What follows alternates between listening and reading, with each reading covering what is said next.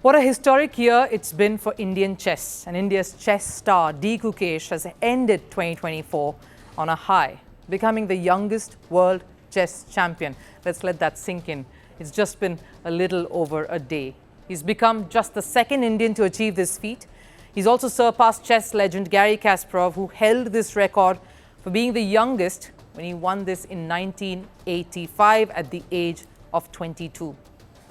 It, of course, took a young Indian to break nearly a four-decade-long record, to break the Russian, the Chinese domination. To think that this same boy, back in 2017, all of just 11-year-old, said this.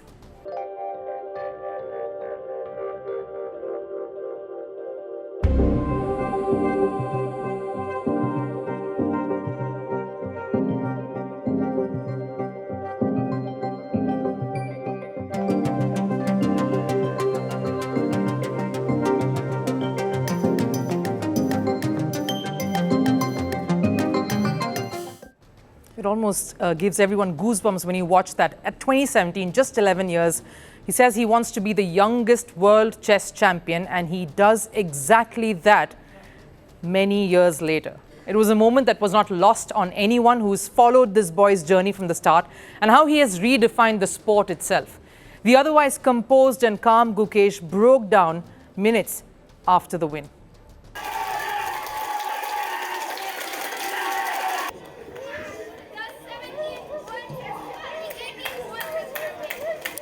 So ready.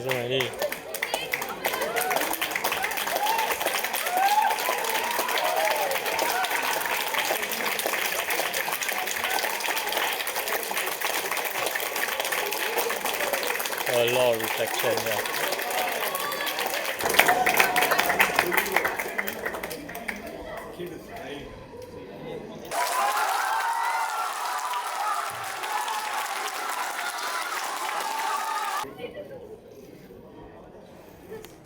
Just nostalgic moments that the maturity with which Gukesh in fact carried himself right after that win only spoke volumes of how far he's come as a competitor, as a grandmaster, and how worthy he is of all the praise that's being heaped on him at this point. He first set the chessboard all over again, set it up, weeping uncontrollably even as he did it, people coming in and congratulating him. Liren, in fact, sweetly telling him not to cry as Gukesh looks up and smiles, but he continues doing what he is doing, and it seems like the most therapeutic act. He touches the chessboard, thanking the sport for giving him this moment, looks up and thanks whoever his faith has been on. Goes on to then hug his father as both get very, very emotional right after this, and says that even though he's world champion, does Gukesh, he is not anywhere near the greatest in this world. Becoming the world champion doesn't mean I am the best player in the world. Obviously, there's Magnus Carlsen, and he will always be a motivating factor for me. He also had a word of praise for his competitor, Ding Liren. The first thing he in fact did after he got away was to speak to his mother. And while chess is still an individual sport, a battle like no other, at the heart of heart, Gukesh is the sum total of the people close to him and who've made him what he is today. His family, of course, comes topmost there. Sure, I mean, my parents have been the biggest pillars of support right from the start, and I would even say I haven't really sacrificed much personally, but what my parents and my team have gone through is it's much more than I can ever imagine. So I mean, my father almost quit his practice totally. Both being doctors, that's difficult decision to make, and my mother, has to stay away from me whenever we travel, and but she always manages to provide me emotional support. And slowly his team has only grown. He has had the support, of course, of quite a few people, the heroes who stood tall alongside him and helped him reach this very, very historic win. Let's take a look at who they are. Gukesh had the support of a well-balanced team who've worked with him over the months. The list is full of grandmasters, a young sensation and a world champion. The focal point of Gukesh's team was, of course, Grzegorz Gajewski. He's been Gukesh's trainer for a long time. Radosław Wojtaszek, the Polish grandmaster, of course, joined Gukesh's team right after.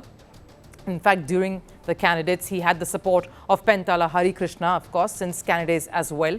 Vincent Keimer, another grandmaster, specially joined Gukesh's team for this particular match. Jan Krzysztof Duda acted as a playing partner for Gukesh. The list also, of course, has a 17-year-old international master, Jan Klimkowski, who was assisting Gajewski through the tournament.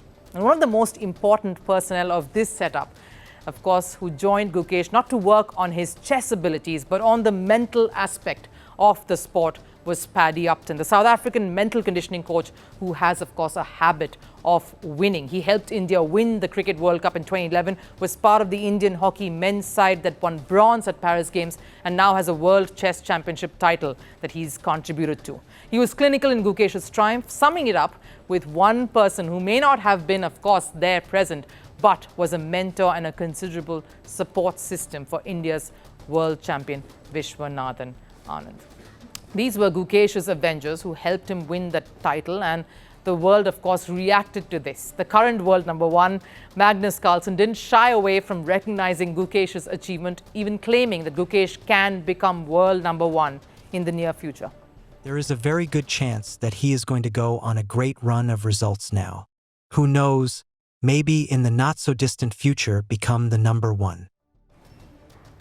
India, of course, erupted in joy. They have their second world champion, and a younger one at that. And the newly crowned champion even got special praise from India's Prime Minister Narendra Modi.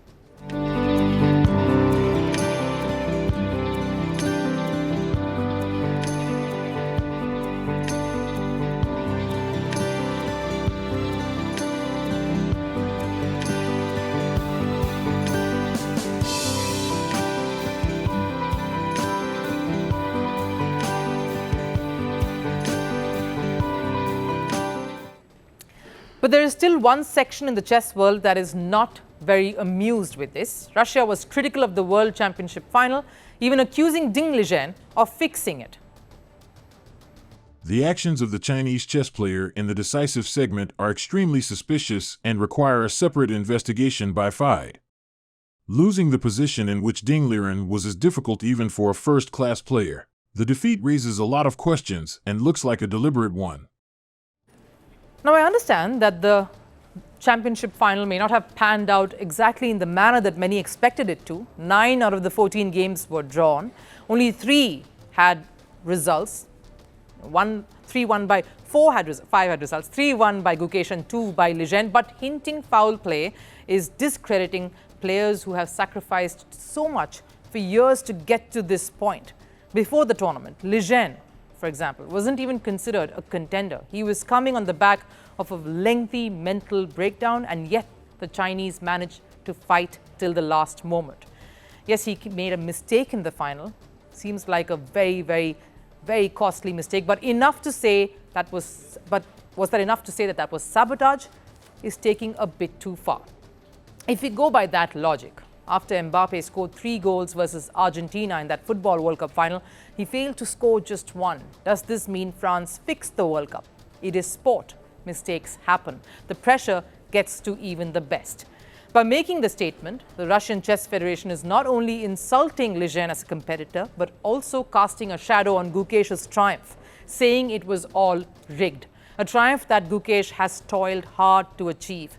And it isn't just the president who's now questioning this final. One of the most recognized voices in chess world, and former world champion also, Vladimir Kramnik, has called this the end of chess.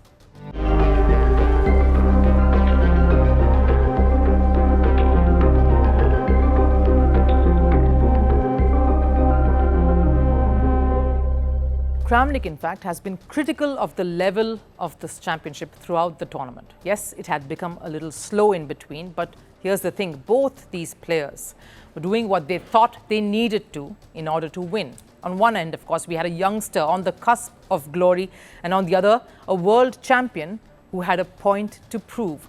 For both of them, it wasn't about making the tournament exciting, but getting to the other side, to the winning side, however they wished to. And the tournament had its share of moments, right? From that shock loss at the start that Gukesh suffered, the draws after that, Gukesh taking the lead, Liren equalizing it right up to that final game and that final move. The championship final was watched eagerly all across the globe, and unlike what Kramnik says, this is the start of a new chapter, not the end.